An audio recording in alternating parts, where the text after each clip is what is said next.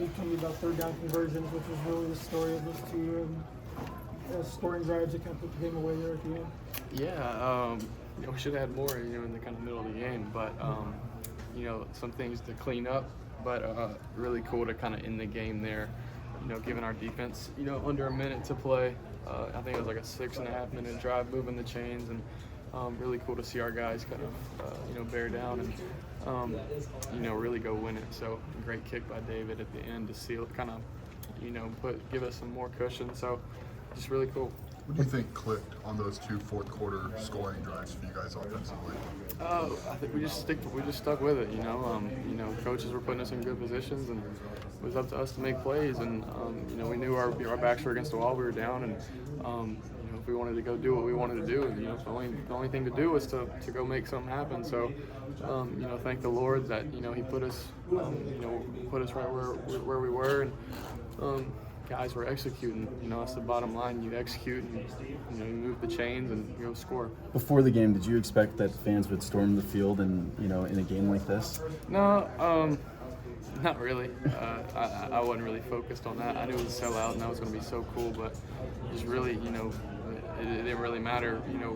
If they're going to storm or not, we had to go do our job to make that happen. So that wasn't really a thought. But man, that was really cool. So something I'll always remember. Good sellout crowd, top 20 opponent, big time game, and you guys just go and win it. I mean, how exciting was that? And just the emotions of that all. It's really cool. Coming off of last year, not doing what we wanted to do, and just the preparation. Really starting in January. That it took to go seal it, to go get a great win at home and a sellout crowd is something that this university, and our team will remember for a long time. Something I'll remember for a long time, and really, really special moment. So just really thankful. 2 games, no turnovers for you. I know you talked to us during camp about last year being afraid to make mistakes. What's different for you this year? Man, it's my mindset. I've had a couple pressers, throughout the year, and talked a lot about my mindset. Kind of where I am mentally and spiritually too. Just with the help of a lot of great people, and constantly those daily conversations, those daily connections with my Creator, and knowing that He's gifted me and given me all these abilities and talents, to go flourish and to really give Him everything that matters. And I've kind of realized and become more aware that man, He's talented. He's really gifted me with a lot of talents, and I belong out there, and I really believe that. And it just that confidence just keeps growing, and I'm really cool to see that come. I'm sorry. Does a win like this grow the confidence, or do you guys already have the confidence to have a great season? It certainly doesn't hurt it, So we'll go in, tomorrow and watch the film, and there's gonna be a lot of things to clean up, but. It definitely, gives your team a morale boost for sure. Just overall, like I said, it doesn't hurt it, that's for sure. So if anything, it helps it. What is there about Zachary Franklin that when you put the ball up, a contested throw, that he's going to come down with it? He's just dependable.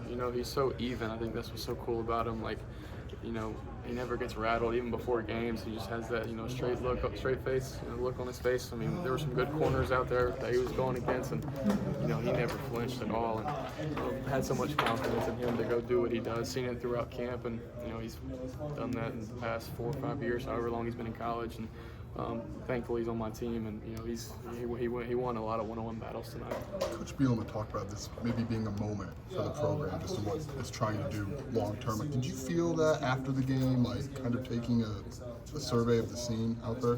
Coach Bielema said that he felt like this was kind of like a moment for the program to take that step forward. I'm just curious if while you surveyed the scene and crowd surfed, if you maybe kind of felt that it could have been a moment.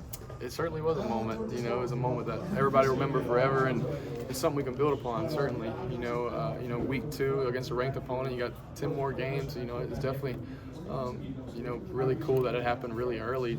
Instead of, later down the season to kind of just help us, grow confidence moving forward. And it's just crazy how how life works, how God works. Last year I remember times they were booing us off the field. So. To be able to kind of have that moment is just really cool for my team, to be honest. So.